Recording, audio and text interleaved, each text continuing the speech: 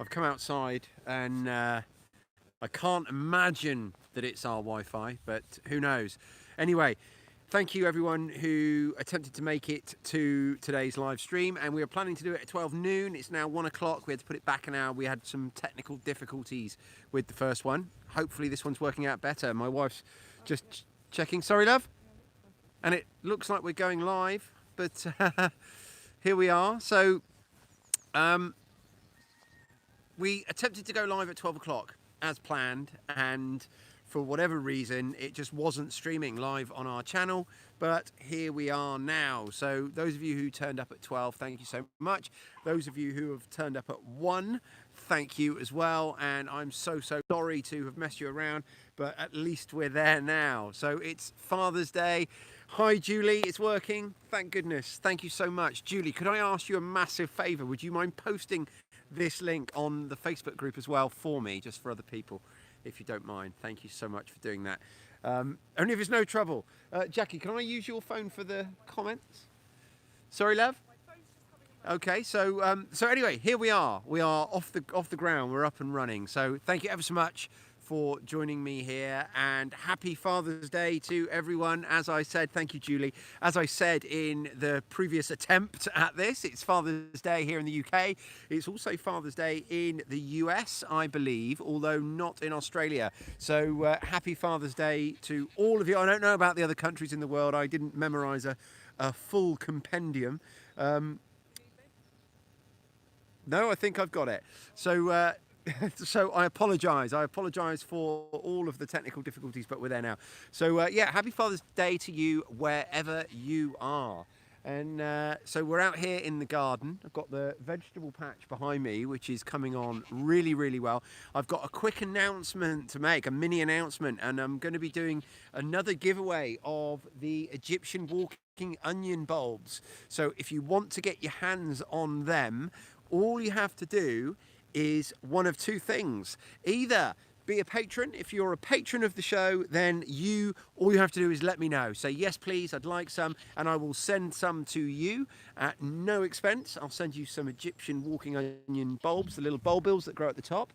And all you have to do is let me know. You know how to contact me. There's a million different ways. You can do it via Facebook. You can do it via the email address, which is in the description. However you want to contact me, just let me know with your name and address and stuff if you're a patron, and I will send you some Egyptian walking onions.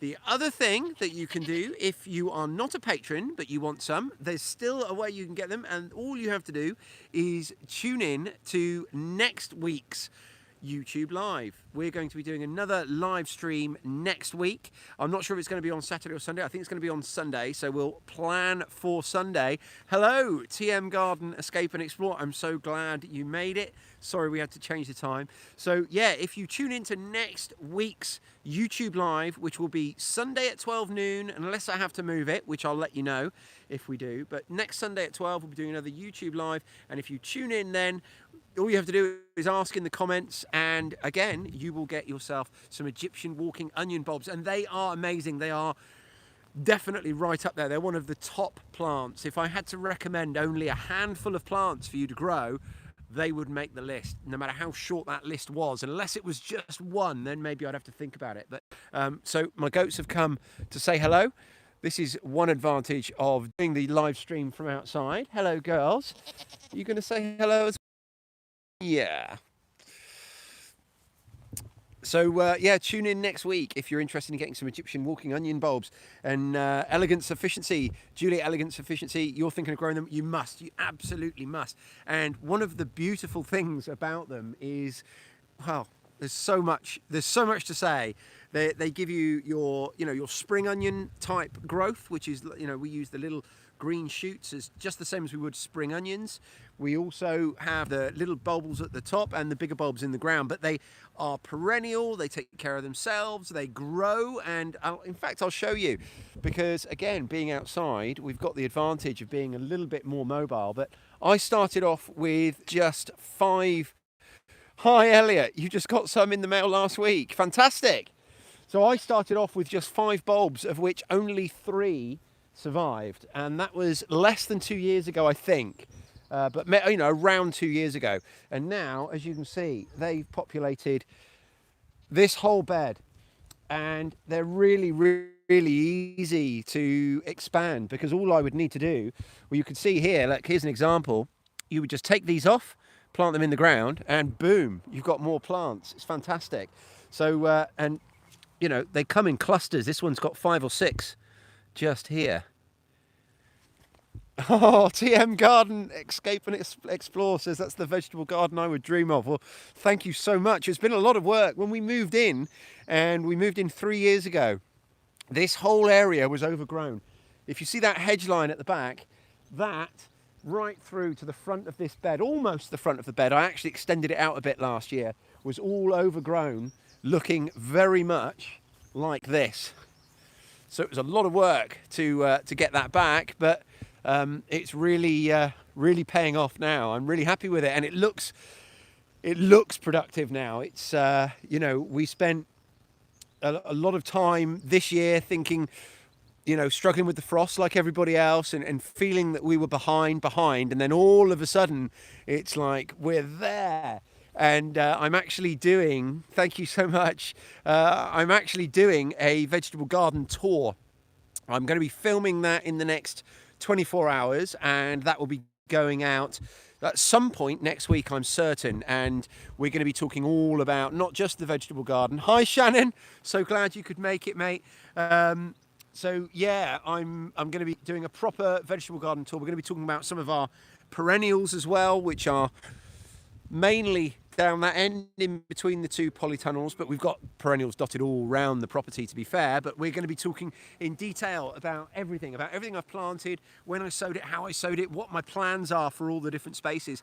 And I was a little bit nervous about doing that video, but now I've kind of got my head around it, and I'm really actually quite looking forward to it. So there you go. Now, one of the things that I wanted to ask today, hi Emma. Yes, I was late. I'm just trying to, are you talking about the vegetable garden, or are you talking about this live stream? Yeah, I was late. We had technical difficulties. So we tried to go at 12, and the internet was not working with me or for me. And it felt like we were on 2 very distinct and separate teams. There was me over here with my goals, and then there was YouTube and the internet over here with very different goals, and we just couldn't align them. But I've figured out the problem actually right at the start of this video. I figured out the problem, so it won't happen again, and I think we're there. So there you go. So yeah, no, thank you for your suggestion, TM Garden Escape and Explore, and we, like I say, we'll definitely be doing that, and I'm glad that you're looking forward to it. So oh great, Emma, so fantastic. Well, it's all worked out. Emma was just saying she was late as well, so we're all here now. And for those of you watching this later, not live, who tried to get here on time and was here for 12 and couldn't find it, I apologise wholeheartedly. Teething issues. I'm still very new to all of this, and I'm kind of finding my feet.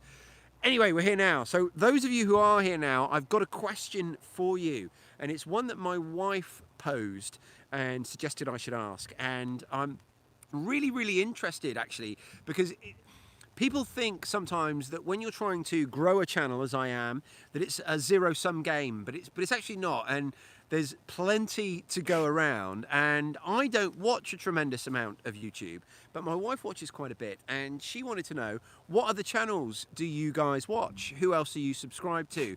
Kind of in this area, that, you know, whether they're identical to this one or whether they're completely different. What other channels are you kind of watching, and what benefits do you get from them? I am all ears. I'd love to hear from you. And you know, there's such a choice out there.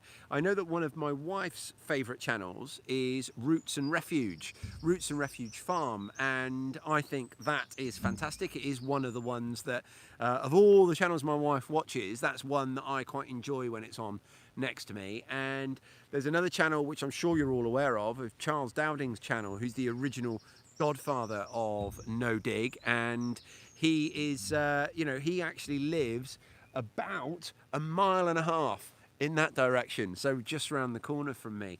And while I don't subscribe to his channel, I don't necessarily watch everything he does. His is one of the channels that I might go and look for, look for an idea from.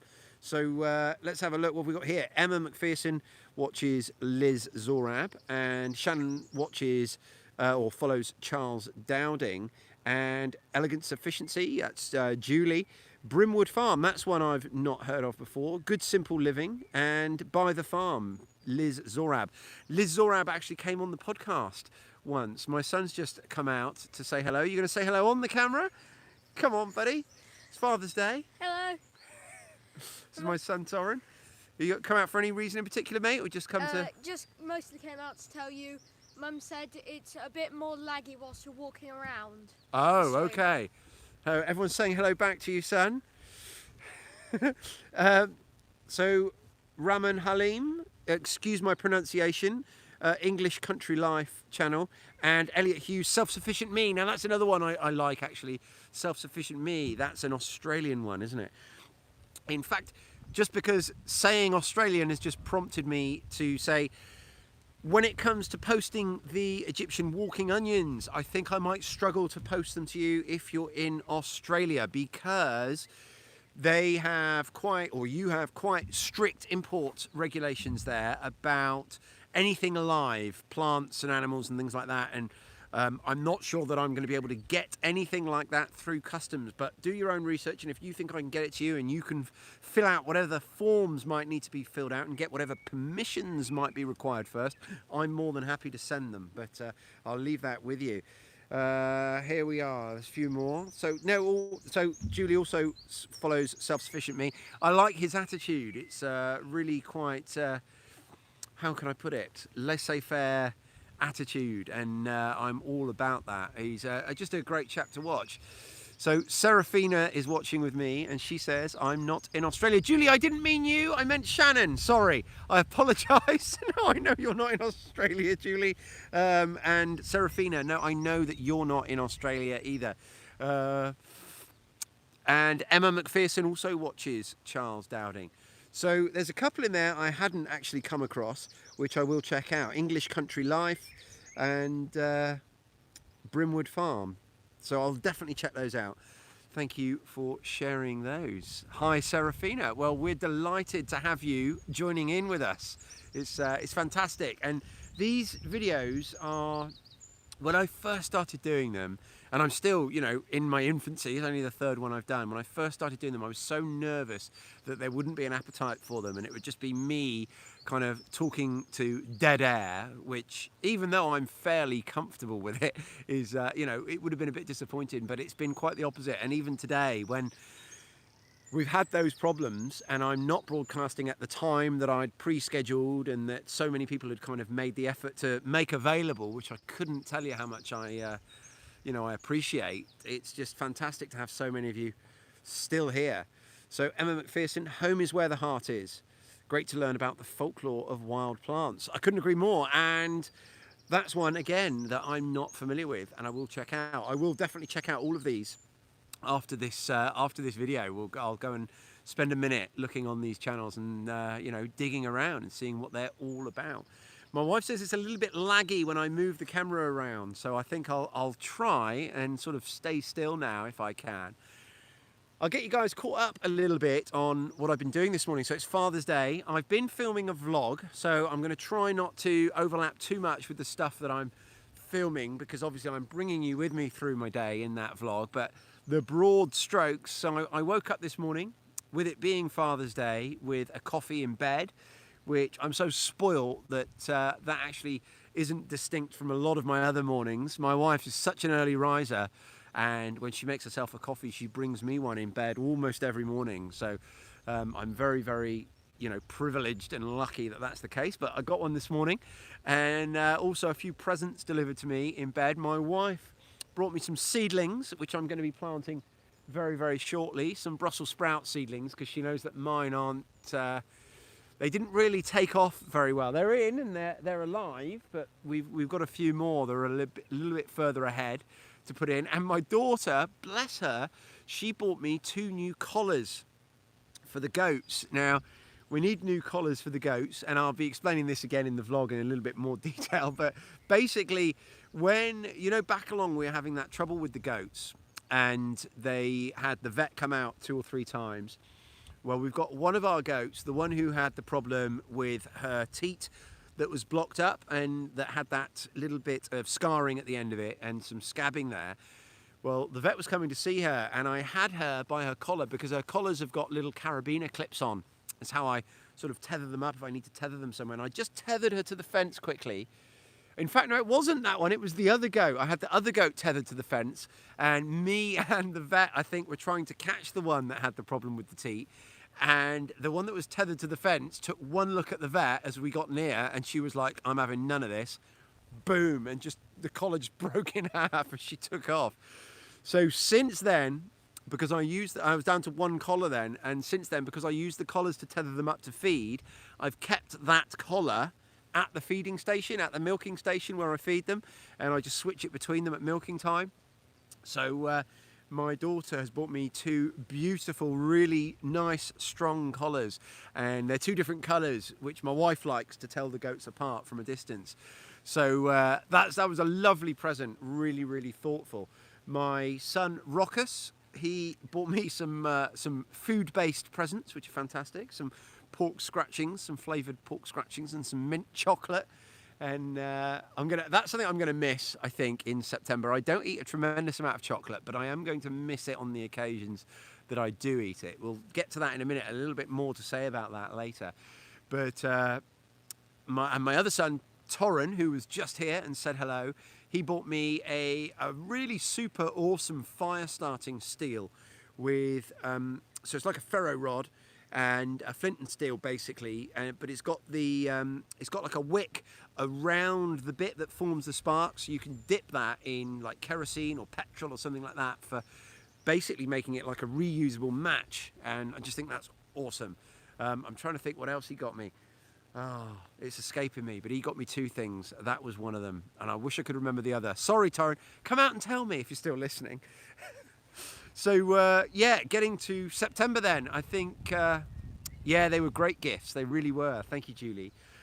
So getting into September then, and we're going to be talking, I want to talk to you guys a little bit about desserts and puddings, because at the moment, as it stands, the element that I'm going to be using to fill my sweet tooth is going to be coming from honey. So I'm coming up with different ways I can use honey. Now, yogurts is a great one.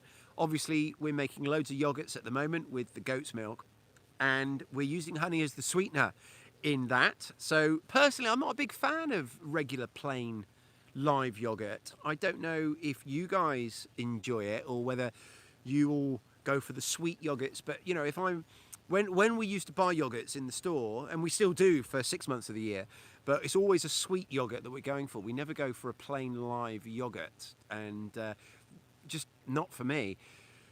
I think there's lots and lots of meals that you might use that in as an ingredient, but just on its own, not for me. So we're going to be using lots of honey to make sweet yogurts as pudding. And well, please tell me.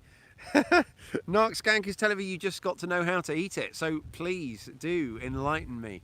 It's not something that yes, and Torren gave me some milk chocolate as well. So we were talking about chocolate, weren't we? And we're going to get back onto that. So we've got sweet yogurts, and then we've got sweet ice cream, which is a fantastic dessert, obviously, and we make that again with it's just really simple. The only ingredients that are going into our yogurts and our ice creams are, well, we'll start with the yogurts. For the yogurts, we've got the milk, goat's milk, and then all we're adding to that is obviously the yogurt culture, which we've made from a previous batch, and then fruit and honey. So the fruit is for the flavor and the honey is for the sweetness. So strawberry yogurt is the simplest thing. It's just the plain yogurt with a strawberry compote, which is, again, the simplest thing to make. The strawberry compote is that combination of strawberries and honey. And we're harvesting so many strawberries now. Our strawberry patch, our main strawberry patch, is just there on the floor there next to the polytunnel. And that's fantastic. So Liam P. Rayner is just saying, I've not eaten bought yogurt since following your homemade recipe. That's awesome. Isn't it great? And yeah, so we go about 6 months of the year when we're not buying milk or yogurt. So we're just using our goat's milk to make our yogurt. And it's just, the more things you can make yourself, the better, I think. Zeph, happy Father's Day, everyone. Hope you're all doing well. Thank you, Zeph. And that's extended to you all. So yeah, we're harvesting a tremendous amount of strawberries now. I say a tremendous amount, probably a big mug we're filling at least once a day, if not more than that. And obviously that's making loads and loads of compote that we're going to be using now, and also storing up for use when we don't have the strawberries available. You add yogurt when making cakes, Nartskank says. Okay, awesome. I will look into that. And TM Garden Escape and Explore says mixed with honey is the best, talking about the yogurt. Okay, so that's kind of what I'm doing, the plain yogurt mixed with honey, and we're adding fruit as well for the fruit flavors, but actually just having it mixed with honey would be awesome. Now you mention it, so I will definitely do some of that. And so like I said, we've got our strawberries. We've also got, just the other side of the polytunnel there, we've got a fairly big raspberry patch, which is just on the verge of starting to fruit, some of them. We've got some later varieties as well. We've got a mixture of varieties of raspberries. So we'll be harvesting some soon and then some a bit later. So that's another thing that we can use to flavour our yogurts. Starting with yogurts and then moving to ice cream. So ice cream is using exactly the same ingredients for the flavouring and everything. We're just adding a little bit of flour as a thickener and a little bit of egg yolks to that, to the same ingredients. And that's how we're making our self-sufficient ice cream.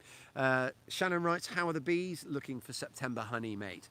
Fingers crossed, they're looking really good. They've been so busy. We've had a really nice long warm spell and the bees have been busy, and I think that we're going to be able to harvest some probably in August. So that's the plan. That's plan A. I've got a plan B in mind, but I'm not really ready to share that yet. So we'll have to talk about that in another video, because like I say, there's something I've got in mind. I haven't suggested it to some other people who I would need to be in line with it working out. So when I get there, I will share it with you. But I've got some ideas. I've got some backup plans in case I can't get the honey from my bees.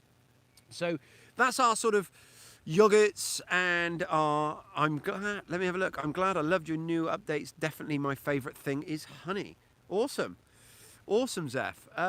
Yeah, so talking about puddings, so there's that. Now I've been looking for, and I mentioned on the Facebook group, a sort of a custard recipe, because I like Plan B. Quite right, Jackie. That's my wife. She can't help herself.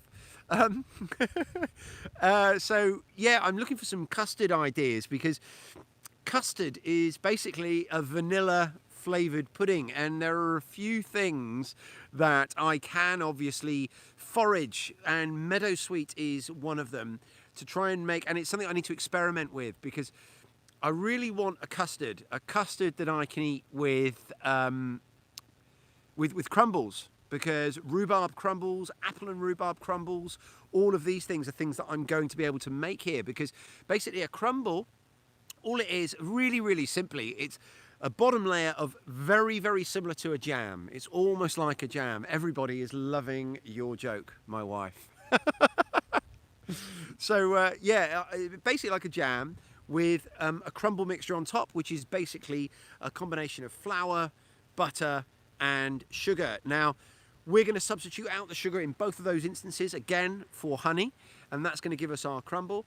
And then to have with that, I'm going to enjoy a custard more than anything else in this world. But we're going to have to play about with some ideas with flavourings there. Like I say, maybe using something like meadowsweet. There's another forageable plant which escapes me, but I did mention on the podcast I did on this topic, which again, there's no vanilla replacement, but these things have a similar flavour that you can use to infuse into things. And of course, I can make the rest of the custard from scratch here with our eggs and our milk and everything else. So that's kind of the next thing that I'm toying with. When it comes to cakes, there's a few options, but chocolate cake, and I have to say that one of my absolute favourite desserts is okay, J-Mad, I'm not sure I'm not sure whether that's a pudding suggestion there, but I think I'll leave it there. But yes, you're quite right, Julie, that honey is healthier than sugar, because generally speaking, when we're talking about sugars, we're talking about refined cane sugars and woodruff. There you go, Emma, sweet woodruff. Thank you so much. Yeah, sweet woodruff is the other plant that you can forage for those sort of vanilla type flavors. But again, this is an area I really need to do a bit of experimenting with. And when I do, I'll be sharing all that with you guys, obviously, as we go. So chocolate sponge cake is something I'm going to miss. There's no two ways about it. I can't figure out a way that I'm going to be able to make any kind of chocolate or chocolate replacement, not as a direct like for like replacement. So chocolate sponge cake is something I'm just going to miss. I'm going to miss that in September. All of you guys watching, I'm sure, will know September self-sufficient challenge, and every single thing I consume is going to be completely self-sufficient. Things I can make here, a couple of tiny exceptions. So it's basically things I can grow, forage, hunt, trap, cook, procure in some fashion. The only couple of tiny exceptions is I'm allowed to barter. So I'm doing a couple of deals whereby I can trade our eggs for flour, and also as a backup plan, some honey. Not enough honey to fill all of my needs, so I am going to really want to source some from here. But there is a backup plan that I can actually trade some of our eggs for, or some of our goat's cheese rather, for a little bit of honey. And that's if I can't make any, and if this other thing that I'm not quite ready to share yet doesn't work out. But one of the things I'm going to miss is chocolate cake. Will you be having a celebration meal on the 1st of October with the things that you've missed? Well, that's a really interesting idea, and I don't think so, because I think I want September to turn into a celebration of the things that we can make and the things that we can grow. And I think it feels like a bit of, it feels to go counter to that, and to kind of celebrate the fact these are the things I can't make. It just feels counter to the ethos of the idea. But that's not to say I'm not going to be having chocolate on the 1st. I almost certainly will. But I'm hoping that the progression through September, as I learn more and as I learn to find substitutes, and as I learn new dishes and new meals that I can be completely self-sufficient with, I'm hoping that's going to be the celebration, and it's going to be a celebration of abundance, and a celebration of not of making do. This is the thing. So there's going to be parts of it that are making do, and that's what I'm kind of talking about now, and that's what I'm thinking about. Coffee. God, yeah, I'm going to have coffee on the 1st.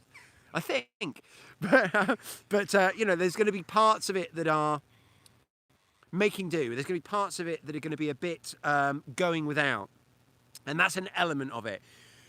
But what I'm hoping to do is actually to make it more about embracing what can be achieved, and to make it so that at the end of September, I'm not thinking, oh my God, that was a horrible experience, but I'm able to look back on it and go, look, this is how I've lived, and share with you guys, because I'll be logging everything.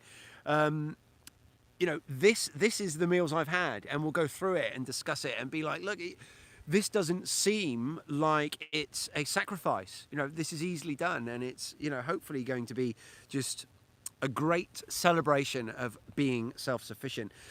So a few comments. So Shannon mentioned the coffee, and coffee is definitely something I'm going to miss.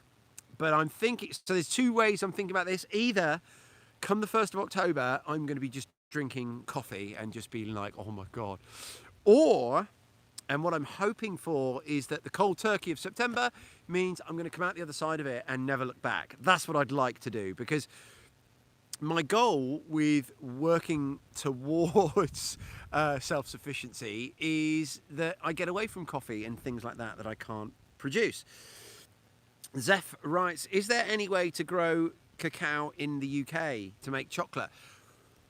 I'm sure there is, and much like vanilla, I think that you would need, a dedicated, really quite intensive growing environment to reproduce the tropical climate. So, heated greenhouses with, humidity kept correctly and all these kinds of things that are beyond the reach of the average person. And what I'm trying to do here is I'm trying to do as much as I possibly can, and you're quite right, Shannon, we'll have to wait and see on the coffee, we'll have to wait and see. But what I'm trying to do here, and everything I do here, I'm trying to share the experience of moving towards self-sufficiency without it having to be your life, without it having to be something that you sink, too much time into. Got a bit of noise there there's a road just over there, and when we have motorbikes go past really fast, it can get quite loud. Sorry about that. But also financially, I'm trying to keep everything financially within everybody's reach. Well, I say I'm trying to, I have to, because that's the only way I can do things. So the idea of a tropical heated greenhouse is exorbitantly expensive to me. It's not something that's within my financial reach. And luckily, part of this channel's purpose is everything that's within my financial reach is within most people's financial reach. There are a few things I do that I maybe sink a little bit of money into, but not very much. And I like to think that the average household would be able to do all the things that I'm doing. Liam Rayner writes, last year I did the £1 a day meal challenge, allow myself £1 for ingredients. It was really interesting. I found the use of people's waste a great idea. Sugar sachets left on a saucer outside a cafe, sauce from colleagues at McDonald's, etc. Yeah, so I love that, and I'm kind of that way all the time. I'm terrible. So we've got, bags of sachets of sauce and stuff. Every time we go out, that stuff never gets thrown in the bin. We're bringing that home and storing it, and it can come in really handy. And I love the idea of the £1 a day challenge. I really do. And like I say, I'm wired that way anyway without having to try. But I love, these challenges, what they do. And you kind of alluded to it there in your comment, Liam. By setting yourselves these challenges, and by setting myself the challenge in September, even if you're already wired that way, by setting some really strict constraints for yourself, it means that you focus on things more. And this thing I'm doing in September, it really brings to the forefront how dependent we are on things. So living the way I live and trying to do all the things I'm doing, like I've got going on behind me and with our animals here, it would be very easy, and it was very easy, and I kind of fell into the trap of thinking that I was more self-sufficient than I was. And it's not until you actually constrain yourself by something like this September challenge that I'm doing that it brings to the front of your thinking all the ways you're not self-sufficient, and all those things really become crystal clear in your focus. And that's been fantastic for me already, and I've not even got to September yet. TM Garden Escape and Explore, where do you learn your knowledge of foraging? Do you know anything before you started your journey 3 years ago? It feels a bit overwhelming as a newbie. So growing up as a child, I grew up in not the wilderness, because I live in the UK, but my back garden was the green spaces of Dorset in the southwest UK. And, I was very, very comfortable disappearing for days on end. And you kind of, there's a few things that you get to know really simply, and you all learn the real basics, stinging nettles and dandelions and things like that. And from that, you kind of build on top of that in layers. Now, I would say that when I was in my 20s, I left all that behind, and I didn't come back to it again until I was probably in my 30s. And it's only in the last 10 years, really, that I've immersed myself within the sort of foraging, and I've taken it beyond the stuff that everyone knows. Everyone knows about blackberries. Everyone knows about, dandelions and stinging nettles and things like that. But in the last 10 years, I've really immersed myself and tried to get a much deeper understanding. And I agree with you. You say it feels a bit overwhelming as a newbie, and I'm still very much in touch with that feeling.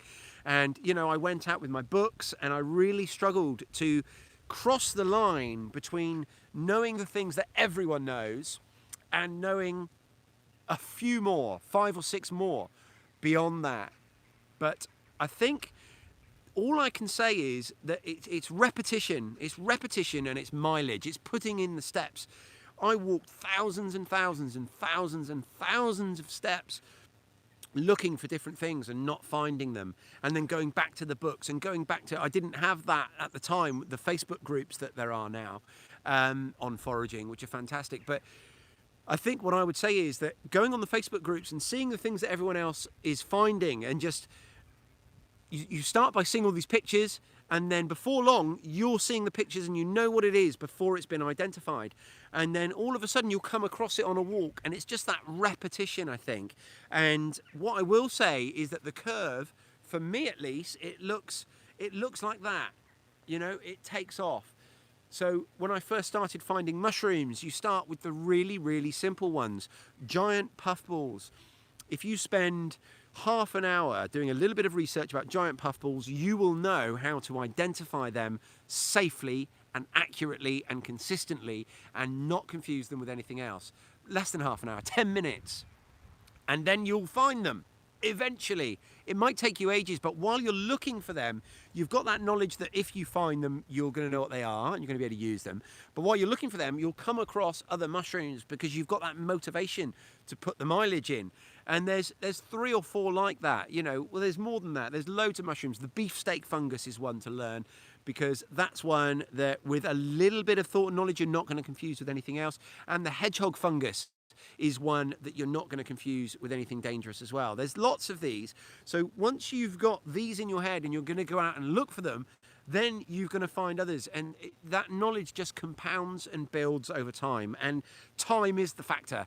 It's just time and experience. And it does feel, when you're starting out, that it's a very, very, there's like this, and it's like crossing the Rubicon, but once you've crossed it, you'll never look back, and then you'll start seeing more and more and more. And even to this day, I found for the first time this year a really, really common wild plant, and for whatever reason I just never found it before, and that's shepherd's purse. It's one that foragers the world over find, you know, fairly much right at the start. And yes, my wife, I am into mushrooms. My wife says, uh-oh, he's into mushrooms. So yeah, you might need to strap in when I start talking about mushrooms, because I can go on a bit. But you know, there are plants that are really, really common plants that I just didn't find. And then all of a sudden, got it. And then as soon as you find it the first time, you'll see it everywhere. Jack by the hedge garlic, wild garlic mustard. That was one of those plants for me right at the start of my journey, and I couldn't find it for ages and ages, and then I did. Emma McPherson writes, dandelion root coffee, it's on my list of things to try. Well, Emma, it is not only on my list of things to try, it's something I've been aware of for the longest time, and it's on my list to try, but it is working right to the top of my list, and I'm fairly certain that there's going to be a video coming in the next week or 2 with me making and trying dandelion coffee, because it's something that it's something that, like I say, has been on my list of things to try for the longest time, and I've never really got round to it. But with this September challenge on the horizon, it's kind of crystallized my ideas. So you know, I'm getting there. I've got a few other comments that I want to read out. Liam P. Rayner, careful with too much dandelion. It can be known to make you pee the bed for obvious reasons. Well, it's not something I've heard of, but I'm sure you're right. Zeph, I'm loving that your channel is doing so well. There's so much valuable information on here. It's a joy to watch the videos. Keep doing what you're doing. Thank you so much. What a lovely thing to say. Thank you so much. He goes on to say in a separate comment, mushrooms are the best forageables, no doubt, in my mind. I couldn't agree more. Couldn't agree more. J Mad, how much does this farm cost to buy? We don't own it. We couldn't afford to buy it at the moment. And I would guess, and this is a guess, and this is mainly because of where it is. Where this place is situated, this homestead, it's in Somerset, it's in the catchment area of some really, really good schools, and it's got a sweet spot of land. It's got about 8 acres. So this is about, you know, without going places like the southeast and London, you're not going to find a more expensive place to buy a place, if you like. So if we were to pick this place up, this garden and this house, and place it somewhere else, perhaps somewhere in the middle of Wales, I would suggest it would probably be worth around £500,000. Does that sound right? I'm not an expert, but here it's probably closer to 1.8 million would be my guess. Like I say, we couldn't afford to buy it. Certainly not anytime soon. We're looking to buy somewhere, and maybe it's here in the future, but maybe it's somewhere else. We don't know. We're looking at all options all the time. So Emma McPherson, I've been amazed how many edibles are in my garlic. Are in my garlic? Are in my garden. Garlic, mustard, nettles, woodruff, and you know, that's one of the things. So I teach foraging courses. I take people out on foraging walks, and if you are in the southwest UK and you want to come on a foraging walk, then hit me up, you know, send me an email, and I'll you know, reply with the availability. I've got courses booked for the whole rest of the year. But one of the things that I try and get across on our foraging walks, and I think it's so important, is we go out and we might do a 2 or 3 hour walk around whatever area it might be, and then at the end of that time, we'll go and stand in the car park or by the bin store or somewhere really innocuous and just say, now look, we've just been on that walk and these are all the things we found, but look, just down here in this 2 or 3 square meters, right by where you've parked your car, we're going to see 5 or 6 of the 20 or so things that we found. And these are the things that they're going to be in your garden, and you're going to be amazed. Just around the edges of your garden, around where 2 habitats meet, if you've got a hedgerow just beside the hedgerow, or if you've got some woodland near you, just in the car park near the woodland, you're going to be amazed by how much is in there. So yeah, I agree with you. Elegance, efficiency, you'd get better value for money here in Lincolnshire, but then it's Lincolnshire. I don't know Lincolnshire, so I don't know what the ups and downs of Lincolnshire are. But there you go. Jill writes, happy Father's Day to all you dads. Peace. Thank you, Jill. Thank you so much. So another Father's Day wish for everyone out there. Thank you so much.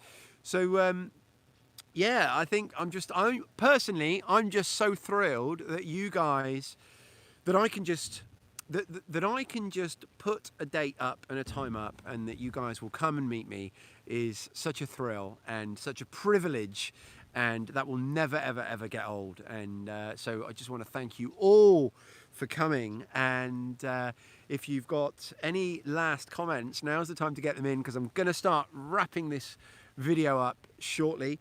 And I just want to say thank you to everyone, as always, for coming. Thank you for all the support that you give me and give my channel all the time, not just here on the live stream, but for Emma McPherson says there's naught wrong with Lincolnshire, and that sounds about right to me. But thank you for all the support you give me. Thank you for all your likes. Thank you for subscribing. Thank you for those of you who have ever found the opportunity to share my YouTube videos. That means the world to me, and you know, please do carry on doing it. And you know, I'll say again, I said this on one of the other videos in the week, you know, I hope none of you, I really appreciate the fact that so many of you take supporting my channel seriously is something I'm so grateful for. And you know, that's never going to go away, but I hope none of you ever feel put out that you have to do something, and you know, because you don't.